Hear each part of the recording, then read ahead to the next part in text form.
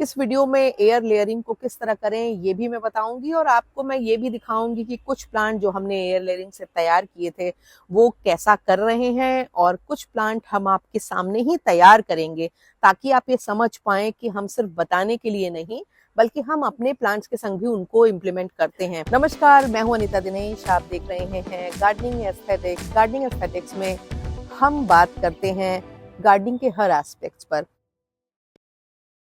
बरसात का मौसम नए नए प्लांट्स को बनाने के लिए एक ब्लेसिंग की तरह होता है, क्योंकि इस समय प्लांट में जो ग्रोथ हार्मोन होते हैं वो बहुत अबंडेंस में होते हैं, जिसकी वजह से प्लांट में स्टेम की ग्रोथ, पत्तियों की ग्रोथ और रूट्स की ग्रोथ बहुत तेजी से होती है।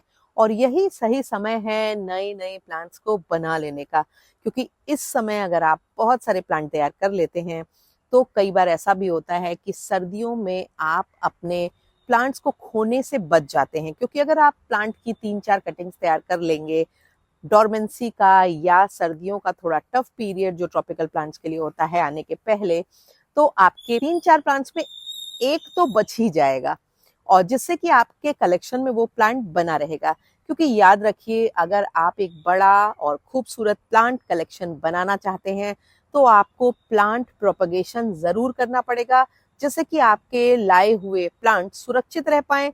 और क्योंकि ये प्रैक्टिस की चीज होती है, कॉन्फिडेंस की चीज होती है, तो करते करते आप इसमें सिद्धस्त हो जाते हैं। आपके अंदर वो कॉन्फिडेंस डेवलप हो जाता है, क्योंकि इनिशियली जब आप सक्सेसफुल हो जाते हैं तो फिर आपकी हिम्मत और बढ़ती है और आप अपने एक्सपेंसिव प्लांट्स को भी प्रोपगेट करना चाहते हैं और कर पाते हैं, जिसकी वजह से आपके बहुत सारे पैसे भी बचते हैं और महंगे प्लांट के जो खराब होने का डर होता है वो भी कम हो जाता है। क्योंकि अगर आप 3-4 प्लांट्स बना लेंगे एक सीजन में तो एक ना एक तो सर्दियों की डोरमेंसी के बाद, गर्मियों के प्रचंड वेग के बाद भी बचा ही रहेगा। पर वीडियो को शुरू करें उसके पहले, अगर अभी तक आपने मेरे चैनल को सब्सक्राइब नहीं किया है तो चैनल को सब्सक्राइब कर लीजिए। बेल आइकन जरूर पुश कर दिया करें ताकि गार्डनिंग से जुड़े हुए मैं जो भी अपडेट करती हूँ वो आप तक पहुंचे। वीडियोस जब पसंद आते हैं तो उनके लिंक को अपने गार्डनिंग लविंग फ्रेंड्स के संग शेयर करना, उन पे लाइक करना, उन पे कमेंट करना नहीं भूला करें, क्योंकि जब आप ऐसा करते हैं तो हमारे वीडियोस की रीच बढ़ती है और वो ज्यादा लोगों तक पहुंचते हैं। अब आ जाते हैं अपने पॉइंट पे। इतने दिनों के गार्डनिंग एक्सपीरियंस के बाद मैंने ये सीखा है कि हर प्लांट के लिए एक बेस्ट प्रोपगेशन मेथड होता है, यानी कि वो प्रोपगेशन मेथड जिसमें वो प्लांट बेस्ट रिजल्ट्स देता है। और अभी कुछ दिनों पहले मैंने एक वीडियो डाला था जिसमें मैंने एक्सपेंसिव फिडल लीफ फिग के एयर लेयरिंग से बनाए गए प्लांट्स आपको दिखाए थे। और और आप में से बहुत सारे लोगों ने मुझसे रिक्वेस्ट की थी, बहुत सारे लोगों ने ये कहा था कि मैं किस तरह से एयर लेयरिंग करती हूँ ये भी आपके संग डेमो दूं और आपको बताऊं, सो दैट कि आप उसको आसानी से समझ सके और फिर आप उसको इम्प्लीमेंट कर। देखिए वो कैसा कर रहे हैं। ऑलमोस्ट ज्यादातर में नई पत्तियां निकलने लगी हैं, इनकी रूट्स अब स्टैब्लिश हो चुकी हैं, क्योंकि इनको लगाए हुए लगभग 1 महीना हो गया है और इनकी जो परफॉर्मेंस है शानदार है। मैंने कुछ सॉइल में लगाए हैं, कुछ प्लांटर्स में लगाए हैं और सारे के सारे बहुत अच्छा परफॉर्म कर रहे हैं। अभी जो मौसम है वो एकदम परफेक्ट मौसम है और सितंबर तक आपके मौसम में ह्यूमिडिटी, टेम्परेचर भी एकदम आइडियल हो चुका है प्लांट्स की ग्रोथ के लिए। इस समय जब आप अगर एयर लेयरिंग करेंगे अपने प्लांट्स में तो उनमें बहुत जल्दी और बहुत तेज रूट का डेवलपमेंट होगा, जिससे कि आपकी कटिंग फटाफट तैयार हो जाएंगी। सितंबर में आप उनको लगा लेंगे और नवंबर बिगनिंग तक का उनको टाइम मिलेगा स्टैब्लिश हो जाने का।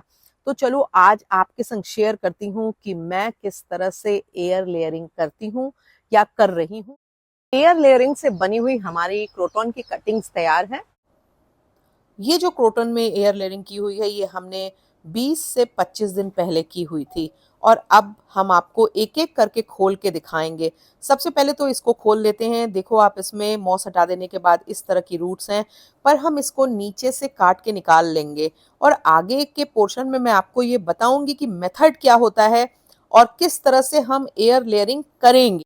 और ये जो 2 और कटिंग्स हैं इनमें तो आप देखिए मैं इनको पहले ही काट लिया है और सो दैट कि आपको मैं क्लियरली दिखा पाऊं। इनमें बहुत अच्छी रूट आई है और अब इन तीनों कटिंग्स को जब हम निकाल लेंगे तो हमको एक अच्छी तरह से तैयार बढ़िया सॉइल में इनको लगा देना होगा। एयर लेयरिंग से हम कटिंग बनाते हैं तो उसका बेनिफिट ये होता है कि लगभग 99.9% चांसेस होते हैं कि आपका नया प्लांट प्रॉपरली ग्रो हो जाएगा। जबकि अगर आप वाटर में प्रोपगेशन करते हैं या स्टेम प्रोपगेशन करते हैं तो उनमें काफी बार ऐसे चांसेस होते हैं कि जब आप उसको पॉट में ट्रांसप्लांट करते हैं तो आपकी जो कटिंग होती है वो शॉक में चली जाती है और खराब हो जाती है। तो पूरा प्रोसेस दिखाती हूँ कि किस तरह से मैंने एयर लेयरिंग की, किस तरह से मैंने इन कटिंग्स को लगाया। आपके लिए डेमो के लिए मैंने चुना है चाइना डॉल प्लांट को, क्योंकि इसकी लंबी साफ सुथरी स्टेम होती है जिसको कि मैं बेहतर तरीके से आपको दिखा सकती थी। पर प्रोसेस सभी प्लांट्स में एयर लेयरिंग के लिए बिल्कुल यही होगा। एयर लेयरिंग के लिए हमको एक बहुत ही शार्प एज नाइफ की जरूरत होती है, मॉस ग्रास की जरूरत होगी, रूट हार्मोन, एलोवेरा या जो भी चीज आप रूट हार्मोन की तरह यूज करते हैं उसकी भी जरूरत होगी, क्योंकि उससे रूट्स का डेवलपमेंट ज्यादा बेहतर होगा। पर अगर बारिश के मौसम में आप रूट हार्मोन नहीं भी डालेंगे और सिर्फ मॉस ग्रास को यूज कर लेंगे तो भी आपके प्लांट में एयर लेयरिंग बेहतर हो जाएगी। मॉस ग्रास अगर आपके पास नहीं हो तो आप कोकोपीट का भी यूज कर सकते हैं। हमको चाहिए पॉलिथीन या फिर एयर लेयरिंग के लिए अलग से टेप आते हैं, सिंपल पॉलिथीन यूज कर सकते हैं। मैं यहाँ पे सेलोफिन पेपर पैकिंग वाला, जिसको हम फ्रूट्स और सैंडविचेस वगैरह को पैक करने में यूज करते हैं, उसको यूज कर लेंगे। सबसे पहले तो आपको स्टेम के ऊपर नीचे की पत्तियां थोड़ी सी हटा लेनी है अगर एक्स्ट्रा पत्तियां हैं तो, और एक नोड जिसके ऊपर और नीचे आप चीरा लगाएंगे और उसके नीचे एक नोड और उसके ऊपर एक नोड, यानी कि मिडिल वाली नोड को हमको रूट्स के लिए रखना है। और अब हम नीचे इस तरह से सर्कुलर पूरा चीरा लगा देंगे। ध्यान रहे स्टेम कट ना जाए, क्योंकि हमें सिर्फ और सिर्फ ऊपर वाली छाल उतारनी है और उसके ऊपर वाले हिस्से में भी सेम चारों तरफ राउंड कट लगाएंगे। हमें ऊपर की छाल उतारनी है। छाल उतारने के लिए हम दोनों तरफ बीच में अगर ऐसे लंबे लंबे कट लगा देंगे तो हमारी ये छाल आसानी से उतर जाएगी और अंदर की उसकी बेसिकली बॉन दिखने लगेगी, इस तरह की स्टेम दिखने लगेगी। और मैं अब इसमें ब्रश से रूट हार्मोन लगा दे रही हूँ, ये एक्स्ट्रा है। आप चाहें तो नहीं भी लगा सकते हैं, आप एलोवेरा लगा सकते हैं, आप सिनेमन लगा सकते हैं, आप कुछ भी लगा सकते हैं। हार्मोन पाउडर लगाने के बाद एक गीली मॉस का छोटा सा गट्ठा ले लूंगी और इसमें जो है थोड़ा सा रूट हार्मोन लगा दूंगी। और अब इसको चारों तरफ उस कटे हिस्से के लगा करके और बढ़िया सा सेलोफिन से इस तरह रैप कर दूंगी। इसके ऊपर मैं सिल्वर फॉइल इसलिए लगा रही हूँ क्योंकि ऊपर से सिल्वर फॉइल लपेट देने से ये रिफ्लेक्टर का काम करेगा, लाइट्स को रिफ्लेक्ट कर देगा और अंदर डार्कनेस की वजह से रूट्स का डेवलपमेंट ज्यादा जल्दी होगा। जो सारी बारीकियां हैं वो भी बिल्कुल हर प्लांट्स के लिए यही होंगी।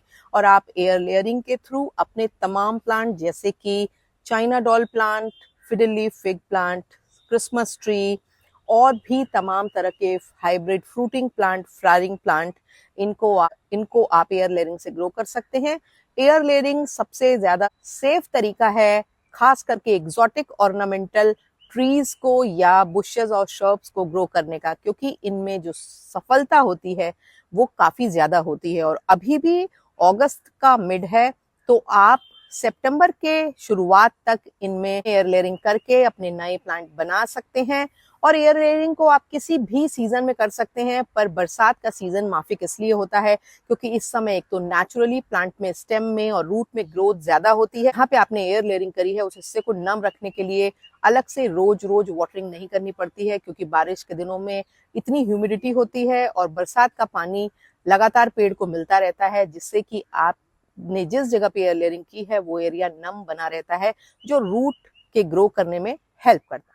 एयर लेयरिंग के जो फायदे होते हैं वो ये होते हैं कि एयर लेयरिंग में हम प्लांट की स्टेम को अलग नहीं करते हैं, बल्कि पेरेंट प्लांट से अटैच रहने देते हैं, जिसकी वजह से उसमें नए प्लांट जब हम बनाते हैं, जब हम उसमें एयर लेयरिंग करते हैं तो हमारी कटिंग अपने पेरेंट प्लांट से न्यूट्रिएंट्स लेती रहती है, जिसकी वजह से उसमें रूट की ग्रोथ भी अच्छी होती है और उसकी स्टेम की ग्रोथ भी होती जाती है। तो अगर आप बड़े प्लांट्स तैयार करना चाहते हैं तो एयर लेयरिंग बेस्ट मेथड्स है, खास करके उन प्लांट्स के लिए जिनकी वुडी स्टेम्स होती है, चाहे वो हाइबिस्कस हो, चाहे वो बोगनवेलिया हो, चाहे तमाम तरह के ornamental fruiting plant, flowering plant और बुशेस और शर्ब्स हों जिनकी वुडी स्टेम होती है, उनमें ये मेथड बेस्ट वर्क करता है। इससे अपने क्रिसमस ट्री में नए प्लांट्स बना सकते हैं, आप इसमें अपने क्रोटॉन्स में नए प्लांट तैयार कर सकते हैं, आप तमाम तरह के फ्रूट्स में नए प्लांट तैयार कर सकते हैं।